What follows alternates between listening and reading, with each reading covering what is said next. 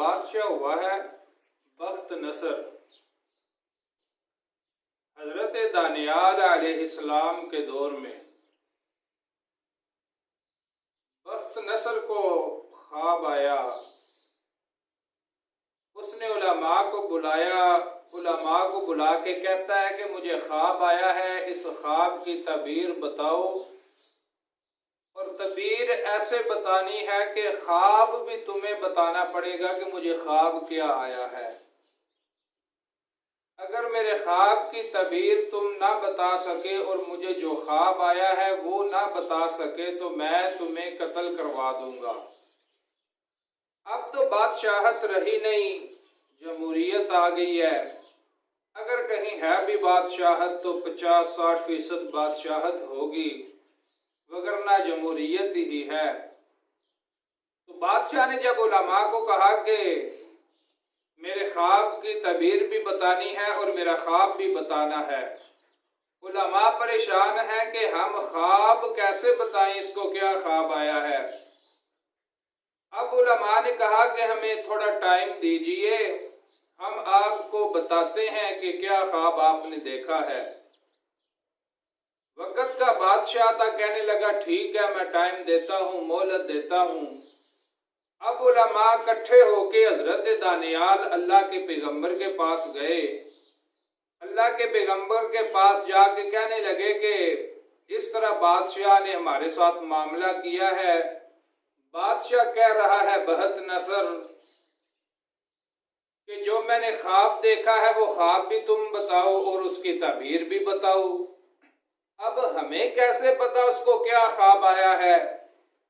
تو سامعین، ایسے تو نہیں ہو سکتا کہ آپ میں سے کوئی خواب دیکھے اور کہے کہ میں نے کیا خواب دیکھا ہے آپ ہمیں بتائیں۔ تو علماء نے کہا کہ ہم کیسے بتا سکتے ہیں تمہیں کون سا خواب آیا ہے۔ بہرحال وہ گئے حضرت دانیال کے پاس، حضرت دانیال کو وہ قصہ سنایا۔ حضرت دانیال نے فرمایا پریشان ہونے کی ضرورت نہیں، میں خود جاتا ہوں بادشاہ کے پاس۔ حضرت دانیال بادشاہ کے پاس گئے۔ حضرت دانیال علیہ السلام نے فرمایا میں تجھے تیرے خواب کی تعبیر بتانے آیا ہوں۔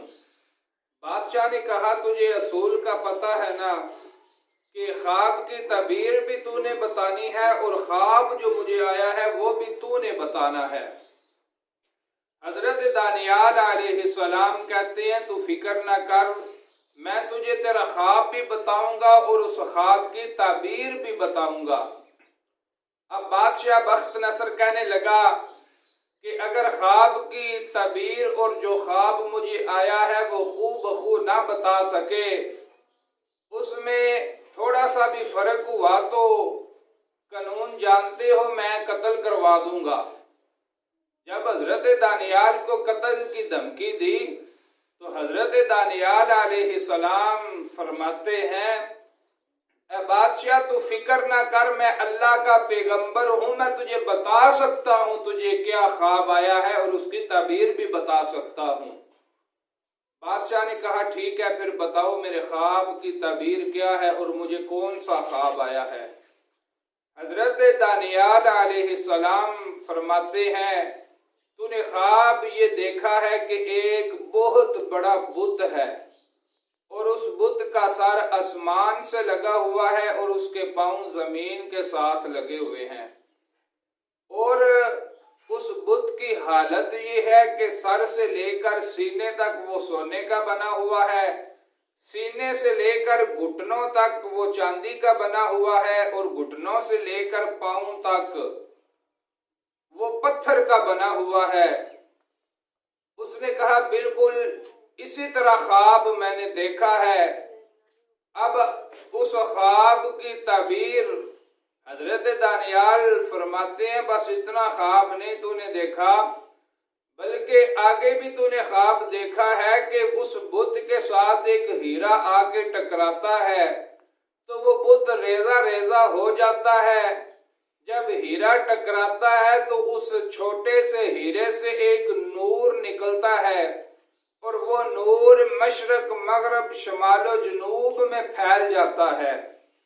حضرت دانیال علیہ السلام نے جب یہ بات کہی تو وہ پہلے نہ بیٹھا ہوا تھا، اب اٹھ کے کھڑا ہو گیا، کہنے لگا بالکل دانیال اسی طرح میں نے خواب دیکھا ہے، بالکل اسی طرح ہے جیسے تم نے بیان کیا۔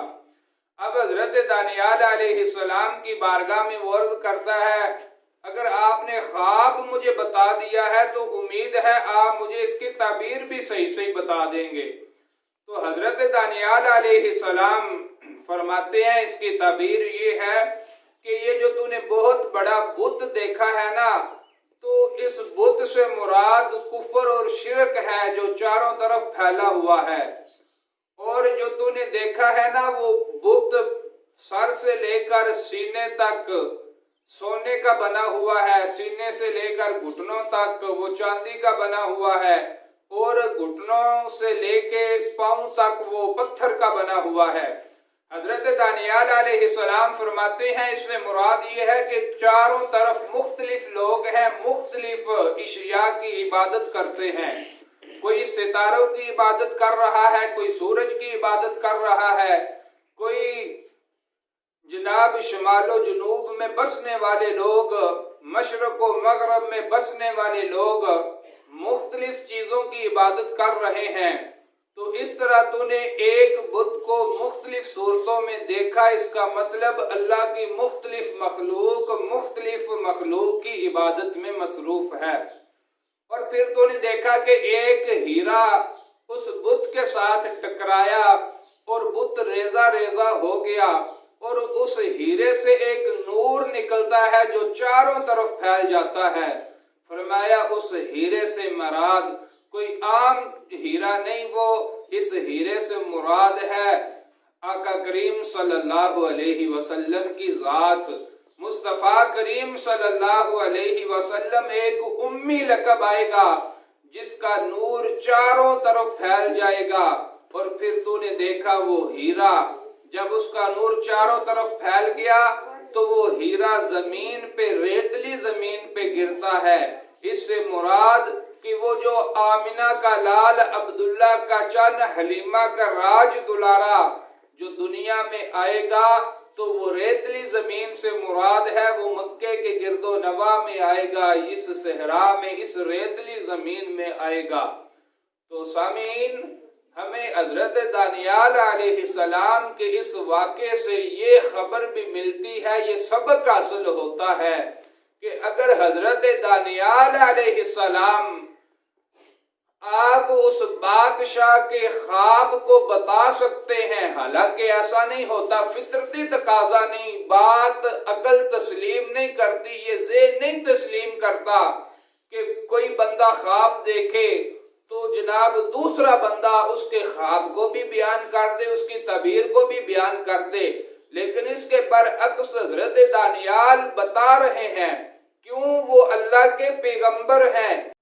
حضرت دانیال علیہ السلام، اب اس واقعے سے ہمیں سبق یہ ملتا ہے کہ حضرت دانیال اللہ کے پیغمبر ہیں، وہ خواب بتا سکتے ہیں، اس کی تعبیر بھی بتا سکتے ہیں۔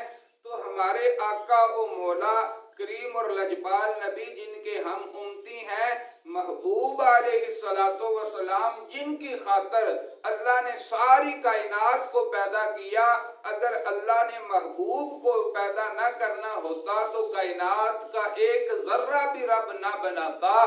تو ہمیں اس واقعہ سے یہ درس ملتا ہے، اگر حضرت دانیال غیب کا علم جانتے ہیں تو ہمارے امام الانبیاء کریم اور لجپال نبی تو تمام نبی رسول پیغمبروں سے افضل اور اعلیٰ ہے۔ تو اگر ہم یہاں پہ بیٹھ کے درود و سلام پڑھے تو ہمارا عقیدہ ہے کہ یقیناً اگر دانیال جان سکتے ہیں بادشاہ بخت نصر نے کیا خواب دیکھا ہے تو ہمارے مصطفیٰ کریم بھی یہ جان لیتے ہیں کہ میرا کون کون دیوانہ کہاں کہاں پہ بیٹھ کر مجھ پہ درود و سلام پڑھ رہا ہے۔ تو دعا ہے خالق کائنات ہمیں حضور علیہ السلام کے ساتھ پکی اور سچی محبت کرنے کی توفیق عطا فرمائے۔